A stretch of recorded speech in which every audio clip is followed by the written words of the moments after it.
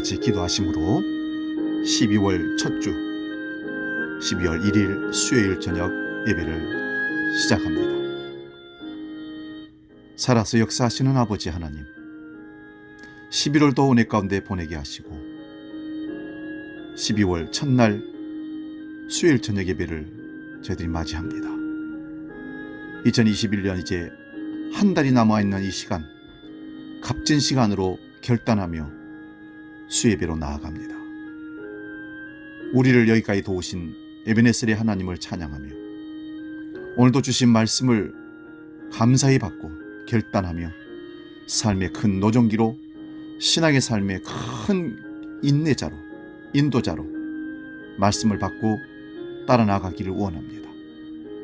오늘도 우리에게 한 은총으로 함께 하시고 세상에서 얻을 수 없는 기쁨과 참된 평안을, 하늘 기쁨과 하늘의 평안을 경험하는 시간으로 역사하여 주옵소서. 우리가 드리는 이 수요 예배를 마음에 무릎 꿇고 나아가 예배하는 모든 심령을 통해 받아주시고 넘치는 은혜로 풍성히 채워 주시옵기를 간절히 바라오면서 살아서 역사하시는 재림의 주 예수 그리스도의 이름으로 기도하옵나이다. 아멘.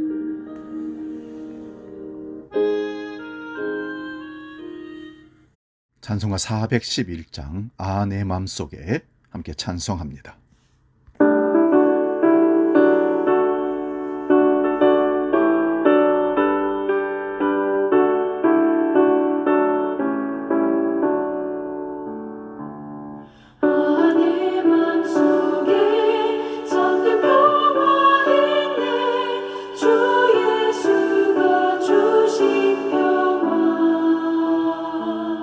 시험 닥쳐와도 흔들리지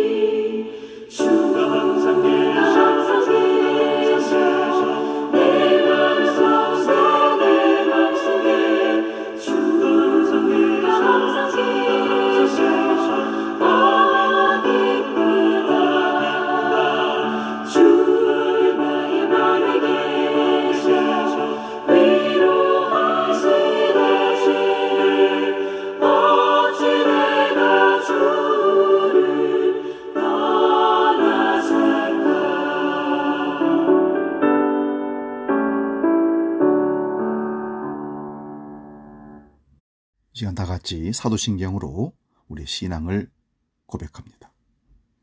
나는 전능하신 아버지 하나님, 천지의 창조주를 믿습니다. 나는 그의 유일하신 아들, 우리 주 예수 그리스도를 믿습니다.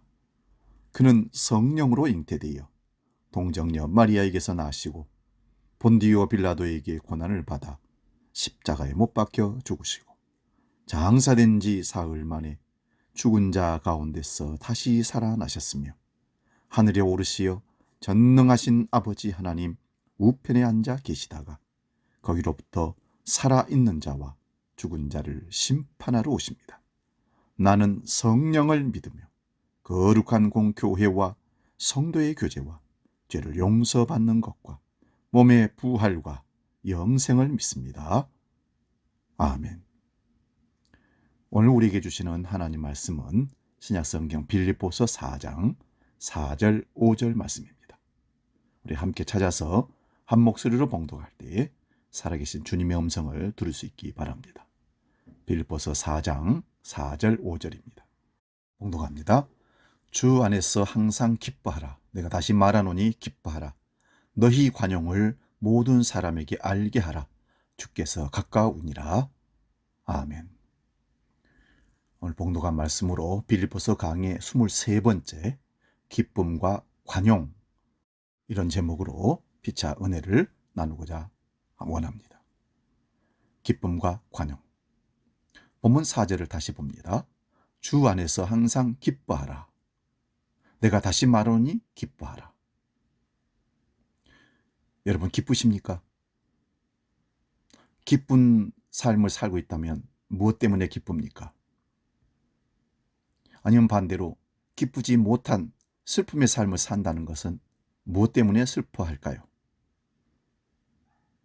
데살로니가전서 5장 16절 18절은 이렇습니다. 항상 기뻐하라. 쉬지 말고 기도하라. 범사에 감사하라. 이것이 그리스도 예수 안에서 너희를 향하신 하나님의 뜻이니라. 우리가 주 안에서 항상 기뻐하는 것이 하나님의 뜻일진데 우리는 왜 기뻐하지 못할까요?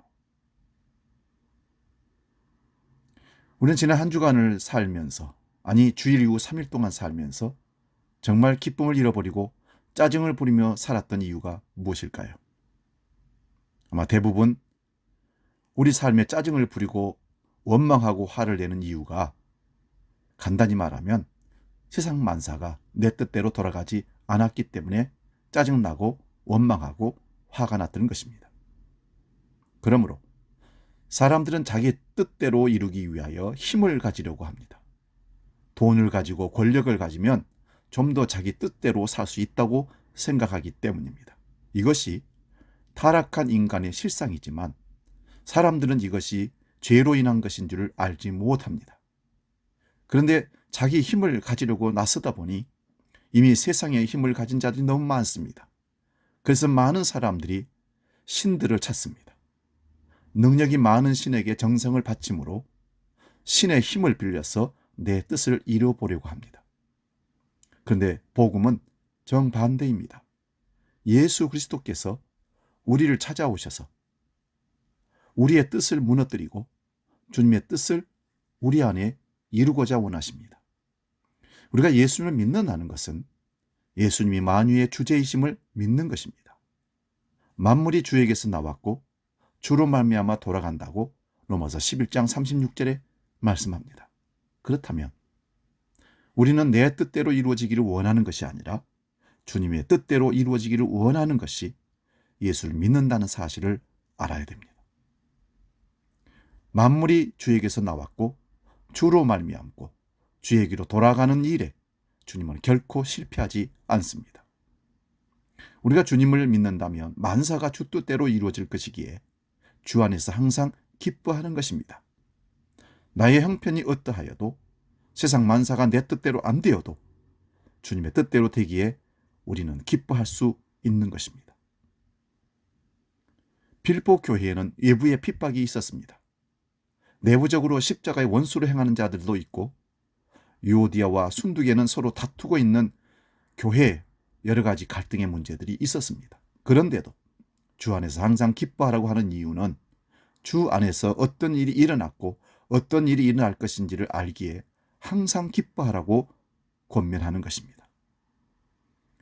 주 안에서 항상 기뻐할 가장 가까운 구절은 지난주에 살펴본 대로 그 이름이 생명책에 기록되었기 때문에 기뻐하라는 것입니다.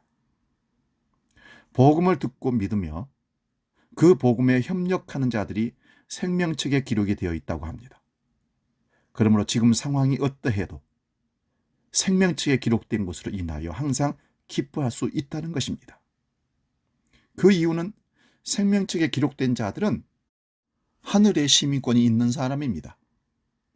하늘의 시민권이 있는 사람은 거기로부터 구원하는 자, 곧 주 예수 그리스도를 기다리고 있습니다. 그는 만물을 자기에게 복종하게 하실 수 있는 그런 자의 역사로 우리의 낮은 몸을 자기 영광의 몸의 형체와 같이 변하게 하실 것이라고 빌립보서 3장 20절 21절에 말씀합니다. 비록 지금 외부의 적들과 내부의 다툼이 있을지라도 주 안에 있다면 이러한 약속을 받았기에 항상 기뻐하라고 말씀합니다. 바울 자신도 복음을 전하다가 옥에 갇혀 있습니다. 언제 사형에 처해질지도 모르지만 주 안에서 항상 기뻐하라고 하는 이유를 우리가 한번 살펴보기를 원합니다. 이미 우리가 상고하고 살펴봤던 빌립보서 1장 3절에서 5절 말씀 봅니다. 내가 너희를 생각할 때마다 나의 하나님께 감사하며 간구할 때마다 너희 무리를 위하여 기쁨으로 항상 간구함은 내가 첫날부터 이제까지 복음을 위한 일에 참여하고 있기 때문이라. 빌립보 교회가 복음을 듣고 처음부터 지금까지 복음을 위한 일에 참여하고 있기에 생각할 때마다 하나님께 감사하고 간구할 때마다 너희 무리를 위하여 기쁨으로 항상 간구한다고 합니다. 옥에 갇혀 있지만 감사와 기쁨이 끊어지지 않는 이유가 복음 때문이라는 것입니다. 1장 18절 말씀도 보릅니다. 그러면 무엇이냐? 거칠애로 하나 참으로 하나 무슨 방도로 하든지 전파되는 것은 그리스도니 이로써 나는 기뻐하고 또한 기뻐하리라. 이미 앞에서 살펴본 내용들이지만 주 안에서 항상 기뻐하라는 내용이 무엇인지 몇 곳에서 다시 한번 살펴보도록 하겠습니다. 바울이 복음을 전하다가 옥에 갇히니 다른 사람들이 바울은 무언가 잘못된 것이 있어서 옥에 갇힌 것이라고 하면서 순수하지 못하게 다툼으로 그리스도를 전파하는 자들이 나왔습니다. 그런데도 그리스도가 전파되므로 바울은 기뻐한다고 합니다. 다른 복음이 아니라면 그리스도가 전파되는 것으로 기뻐한다고 합니다. 다시 말씀드리면 복음 전하면서 방향이 십자가 예수 그리스도의 복음이라면 어떤 방도이든 누구든 이해관계를 달리할지라도 전하는 것이 방향이 십자가 복음 예수라면 전파되는 것이 그리스도니 바울 사도는 기뻐한다고 말씀합니다. 어찌 사람이 모두 똑같이 획일적으로 같은 방법으로 같이 예수를 전할 수 있겠습니까? 방법이 다를 수는 있지만 방향이 같다면 그거는 그리스도 예수가 전파되기 때문에 용납하고 사랑하고 관용하고 서로 기뻐하라고 말씀합니다. 빌립보서 2장 4절 말씀도 봅니다. 각각 자기 일을 돌아볼 뿐더러 또한 각각 다른 사람의 일을 돌아보아 나의 기쁨을 충만하게 하라. 바울 자신의 기쁨을 충만하게 하라 합니다. 이것은 바울이 자신의 사적인 기쁨을 위하여 하라는 것이 아닙니다. 그리스도의 사도로서 그리스도의 마음으로 권면하기에 이렇게 말합니다.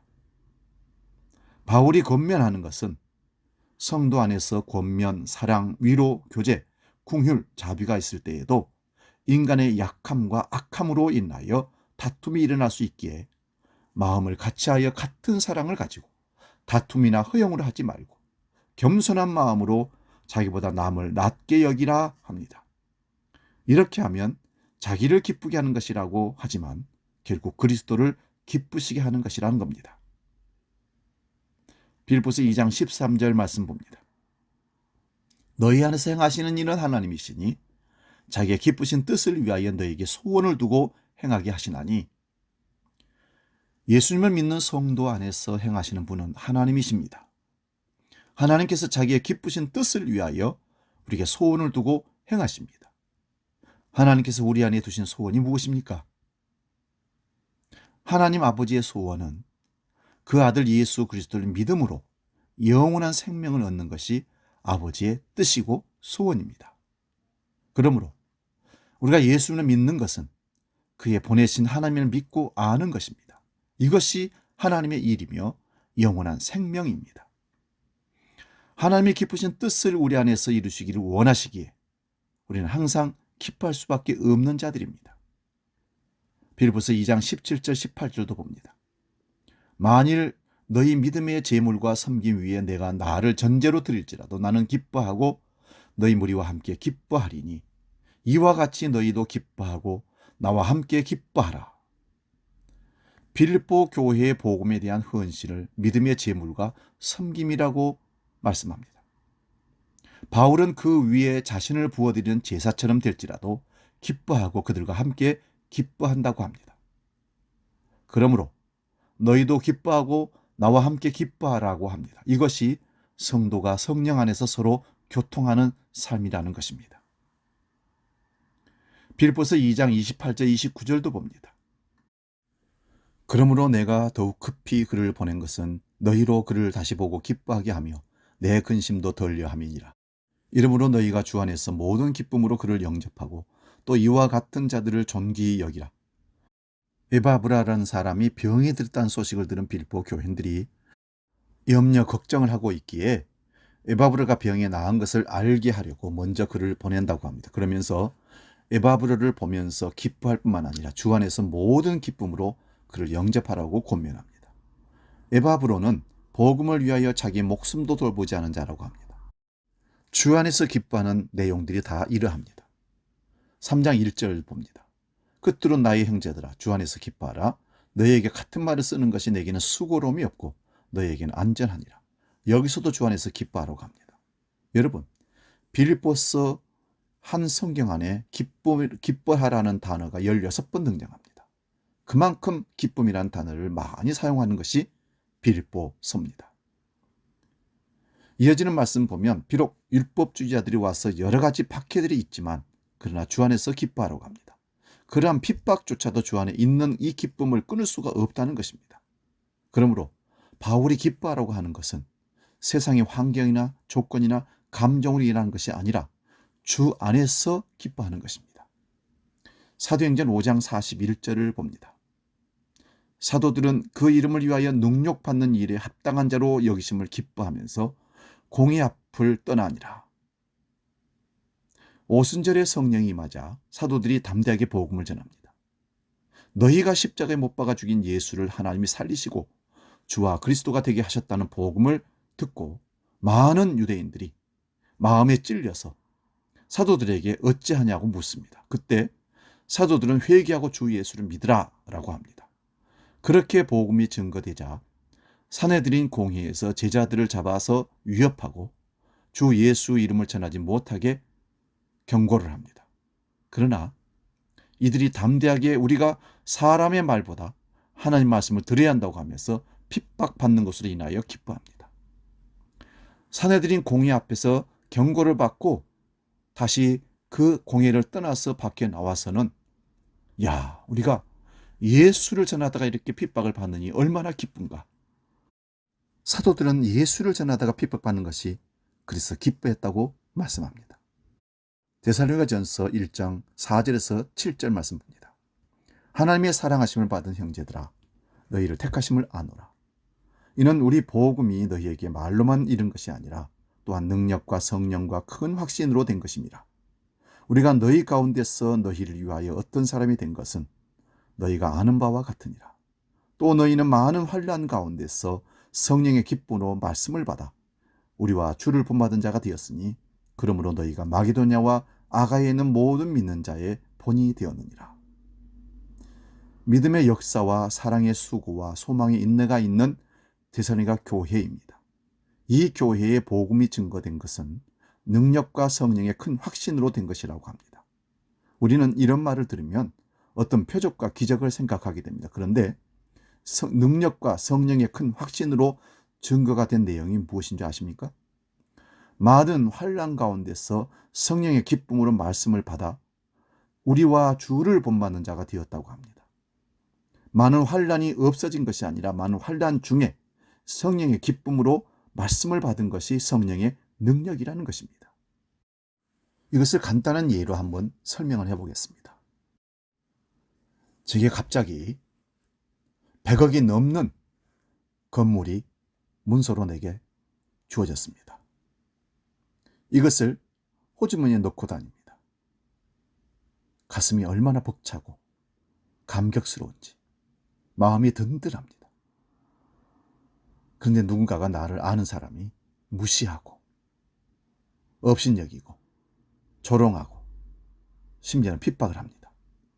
그런데도 전혀 내 마음이 동요치 않고 나는 행복하고 기쁩니다. 이유가 뭘까요? 네, 100억이 넘는 건물의 문서를 내 호주머니에 갖고 있기 때문에 그렇습니다. 다른 사람을 알지 못합니다. 나는 사람들에게 조롱받고 핍박을 받더라도 그것이 있음으로 말미암아 내가 여전히 행복하고 사람들의 말과 핍박과 상관없이 나는 여전히 기쁩니다.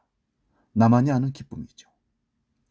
자본주의에 사는 삶으로서 이것을 예로 들어서 참 미안합니다만은 그럴 이유는 없지만, 나에게 그런 돈은 없지만 우리가 예수를 믿고 성령 안에서 기쁨을 갖는다는 것이 그거가 비교가 되겠습니까?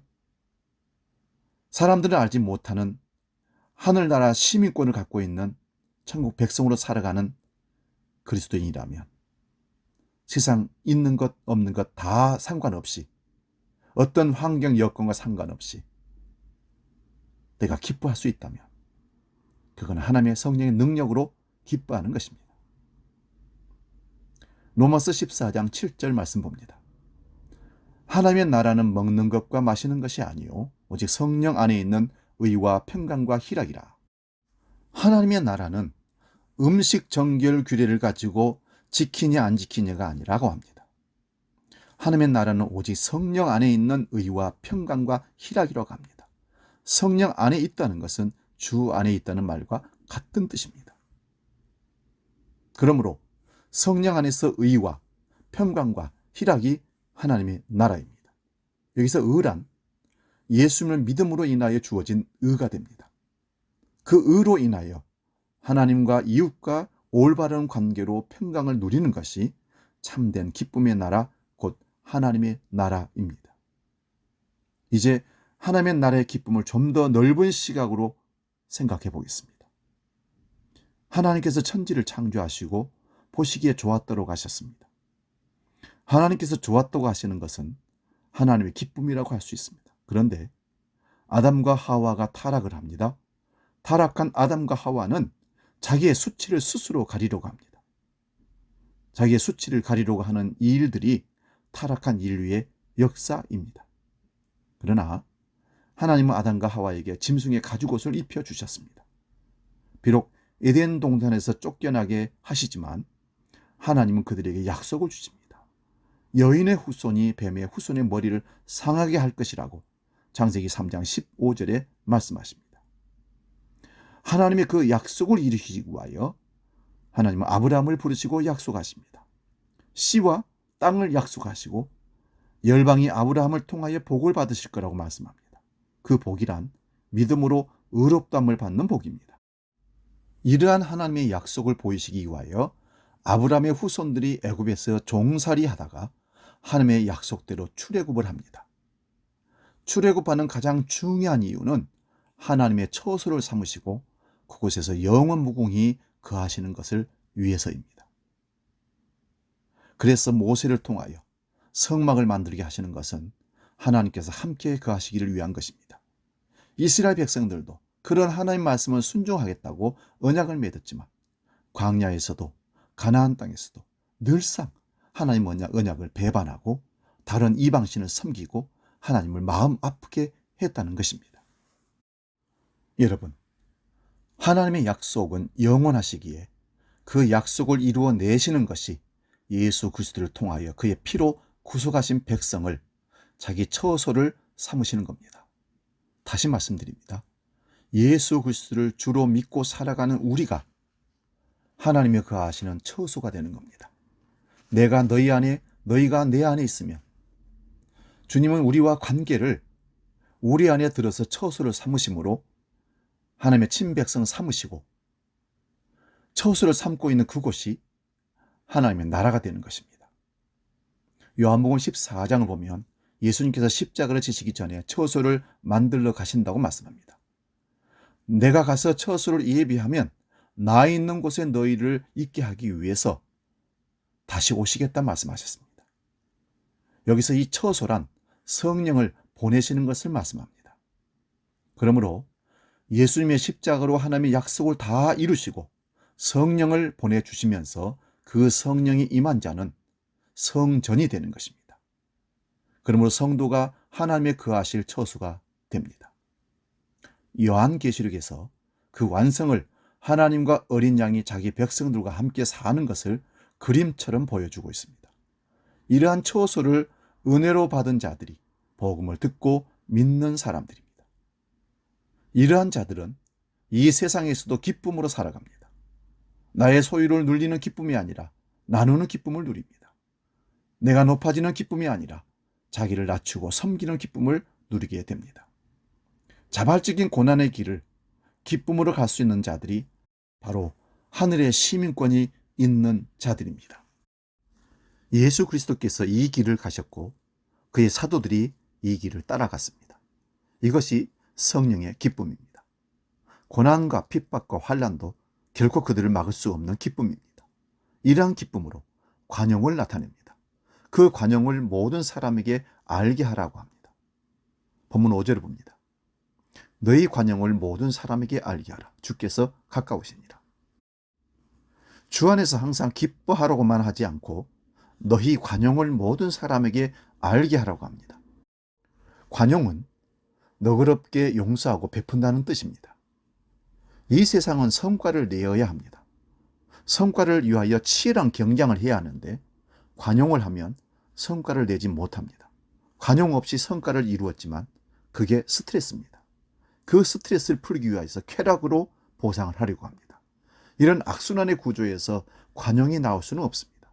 그러므로 참된 관용은 주님의 재림이 가까운 줄 아는 성도들에게서 나옵니다. 이것도 쉬운 예로 한번 설명을 한번 해보겠습니다. 관용. 어떤 사람이 시골에서 농사를 짓고 가난하게 사는데 그 자녀들이 도시에서 매우 성공하고 잘 되어서 이제 어머니 아버지 서울로 올라오셔서 우리 함께 살겠습니다. 집을 다 마련해 놓고 서울로 부모님을 초청합니다. 그럴 때 시골에 있는 집과 모든 농토를 정리해야 됩니다. 그것을 알고 있는 이웃들이 찾아와서는 그 쟁기를 우리에게 주면 안 됩니까? 괭이를 나에게 주면 안 됩니까? 저기 쌓아놓은 비료 그거 우리에게 주면 안 되겠습니까? 농기구들 나를 주십시오. 제가 잘 사용하겠습니다. 사람들이 와서 이것저것 달라고 할 때 서울로 좋은 집에 잘 사는 자식들 집으로 이사를 가는 그 농부의 심정은 모두를 줘도 아깝지가 않습니다. 그러세요. 다 가져가세요. 쓰세요. 왜 그럴까요? 도시에 가서 쓸 수가 없기 때문에 그렇습니다. 아무 필요가 없는 거죠. 그래서 그냥 줍니다. 아끼고 잘 사용했던 도구들인데 줘도 아깝지가 않습니다. 왜 그럴까요? 서울에서는 그것이 쓸 필요가 없는 도구들이기 때문에 그렇습니다. 주님의 재림이 가까운 줄 아는 성도들은 관용을 베푼다 그랬습니다. 이 세상에서 아무리 누리고 아무리 보화로운 모든 보물이라고 할지라도 천국에서는 무용지물입니다. 그러므로 세상 것에 연연하지 않는 것입니다. 그래서 세상 것 때문에 성과를 이루기 위해서 먹고 사는 것 때문에 남들과 경쟁하는데 스트레스 받지 않습니다. 그래서 양보하고 관용하고 용서하고 나눠주고 섬기게 되는 것입니다. 왜 그럴까요? 주님의 재림이 가까운 줄 아는 성도이기 때문에 그렇습니다. 천국에서는 하나도 쓸 수 없는 썩어질 것이기 때문에 그것 때문에 목숨을 걸고 다투고 싸우지 않는다는 것입니다. 로마서 13장 11절 말씀입니다. 또한 너희가 이 시기를 알거니와 자다가 깰 때가 벌써 되었으니 이는 이제 우리의 구원이 처음보다 믿을 때보다 가까웠습니다. 어제보다 오늘 하루 더 우리의 구원이 가까워졌습니다. 즉 주의 재림이 가까워진 것입니다. 그러므로 자다가 깰 때가 되었습니다. 그리스도를 옷 입으라고 합니다. 예수 그리스도를 옷처럼 입으려고 합니다. 여러분, 그리스도의 기쁨이 무엇입니까? 히브리서 12장 1, 2절에 이렇게 말씀합니다. 이러므로 우리에게 구름같이 둘러싼 허다한 증인들이 있으니 모든 무거운 것과 은밀히 쉬운 죄를 벗어버리고 인내로서 우리 앞에 당한 경주를 하며 믿음의 주여 또 온전케 하는 이인 예수를 바라보자. 그는 그 앞에 있는 기쁨을 위하여 십자가를 참으사 부끄러움을 개의치 아니하시더니 하나님 보좌 우편에 앉으셨느니라. 믿음의 창시자이시며 믿음의 완성자이신 예수님은 그 앞에 있는 기쁨, 곧 하나님 보좌 우편에 앉으시는 기쁨을 위하여 그 십자가를 참으신 것입니다. 하나님의 보좌 우편에 앉으시는 것이 참된 기쁨입니다. 그런데 이 기쁨의 자리에 예수님 홀로 앉으신 것이 아니라 하나님께서 자에게 주신 자들도 다 함께 하늘의 보좌에 앉혀진 것이라고 에베소서 1장 2장에 말씀합니다. 십자가로 다 이루신 이 사실을 이 역사 속에서 지금도 이루고 계시고 그의 재림으로 완성하실 것입니다. 이 약속을 믿고 주의 재림이 가까움을 아는 사람이라면 주 안에서 항상 기뻐할 수밖에 없으며 관용을 나타낼 수밖에 없습니다. 아까 말씀드린 것처럼 농촌에 살다가 도시로 이사가면 농촌에 살던 모든 기구들은 쓸모가 없기에 다 나누어주고 가는데도 불구하고 아깝지가 않고 그냥 기쁩니다. 우리가 그 나라를 받으면 사람이라면, 그 나라가 임하기를 기다리는 사람이라면, 그 나라의 임함이 어제보다 오늘을 하루 더 가까워졌음을 성령을 통하여 믿는 사람이라면 지금의 상황이 어떠하든지 주 안에서 항상 기뻐하면서 관용을 베푸며 살게 될 것입니다. 이런 사람이 있는 곳에는 의와 평강과 희락을 맛볼 것입니다. 이러한 은혜가 우리에게도 임하기를 소원합니다. 기도하겠습니다. 이 시간 우리 함께 기도할 때 주여, 하늘의 기쁨을 잃어버리고 세상적인 쾌락을 쫓아갔던 우리를 용서하시고 하늘의 기쁨을 회복해 주옵소서. 또한 주님의 재림이 가까움을 알면서 세상 것 때문에 스트레스 받고 성과를 내지 못해서 사람들과 함께 쟁투하며 살아갔던 잘못된 삶을 관용으로 바꾸게 해주셔서 널리 용서하고 천국을 사모하며 살 수 있도록 우리를 이끌어 주옵소서. 함께 기도합니다.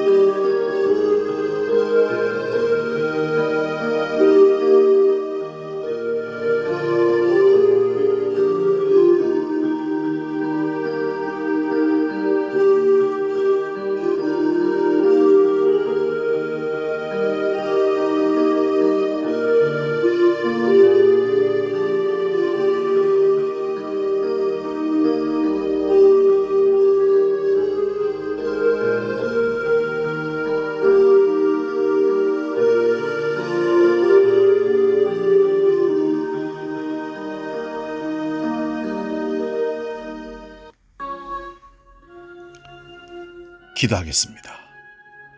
하나님 아버지, 언제부턴간 하늘 백성으로 예수 그리스도를 믿는 성도로 살아가면서도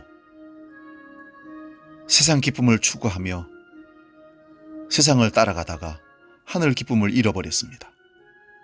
주여 용서하여 주옵소서. 어떤 상황과 환경과 여건 때문에 기뻐하는 세상적인 기쁨이 아니라 하늘 기쁨으로 환경 여건과 상관없이 성령 안에서 기뻐하는 참된 기쁨이 우리에게 솟아나게 인도하여 주옵소서. 또한 재림을 기다리는 그 심정으로 관용의 삶을 보이라고 우리에게 권면하고 있습니다.